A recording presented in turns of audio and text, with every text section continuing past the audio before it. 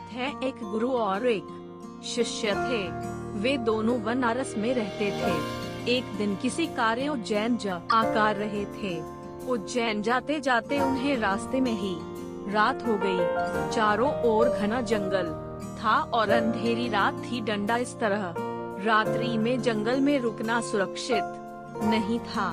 रात होने पर भी दोनों चलते रहे। तभी उन्हें एक गांव दिखा है। डंडा गुरु और शिष्य दोनों ही गांव में चले गए। गांव में उन्हें एक झोपड़ी दिखलाई दी। डंडा गुरु ने शिष्य से कहा कि आज हम इसी झोपड़ी में रुकेंगे। गुरु और शिष्य दोनों झोपड़ी में गए और झोपड़ी का दरवाजा खटखटाया।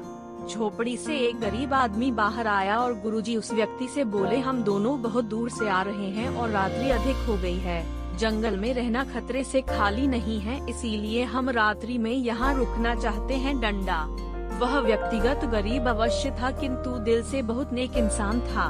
उसने सम्मान पूर्वक गुरु और शिष्य को झोपड़ी के अंदर बुलाया और उन्हें स्वादिष्ट भोजन करवाया और रात्रि में सोने के लिए बिस्तर भी लगा दिए। डंडा भोजन करने के पश्चात गुरुजी ने उस गरीब व्यक्ति से पूछा, तुम्हारा घर तो बहुत छोटा है, किंतु तुम दिल के बहुत धनवान हो। डंडा, तुम्हारी रोजी रोटी का साधन क्या है?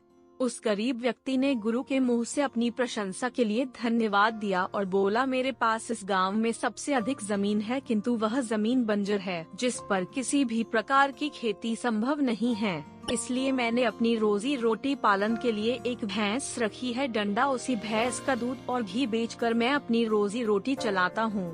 उस व्यक्ति की बात गुरुजी को कुछ अजीब सी लगी, किंतु वह कुछ नहीं बोले और सोने चले गए। देर रात में गुरुजी उठ गए और अपने शिष्य से चलने के लिए कहा।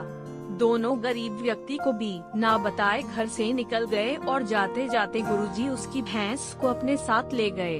अपने गुरु का यह आचरण शिष्य को अच्छा नहीं लगा और वह बोला, गुरुजी, इस गरीब व्यक्ति के पास रोजी रोटी का यही एकमात्र साधन है। अगर हम इसे ले गए तो यह व्यक्ति अपनी रोजी रोटी कैसे चलाएगा?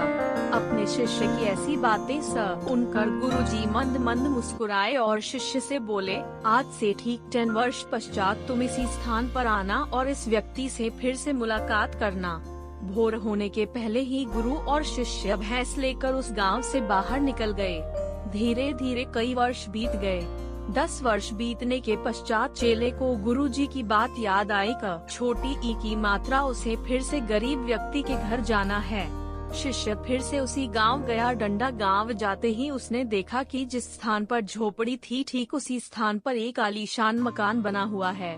यह देखकर उसे बड़ा आश्चर्य हुआ। डंडा शिष्य मकान मालिक से मिलना चाहता था। डंडा जैसे ही शिष्य मकान के पास गया, उसने उसी गरीब व्यक्ति का की मात्रा देखा, किंतु इस बार गरीब व्यक्ति बहुत अच्छे कपड़े पहने हुआ था और देखने में बहुत ही संपन्न प्रतीत हो रहा था। शिष्य उस व्यक्ति के पास पहुंचा और बोला, क्या आपने मुझे पहचाना? मैं वही बालक हूँ जो आज से 10 वर्ष पहले रात्रि हो जाने के कारण अपने गुरुजी के साथ आपके घर रुका था।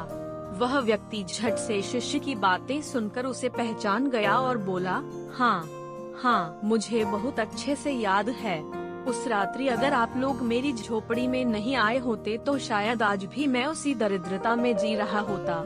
उस रात आपके जाने के बाद मेरी भैंस भी कहीं चली गई थी और मेरे रोजी रोटी के लाले पड़ गए थे।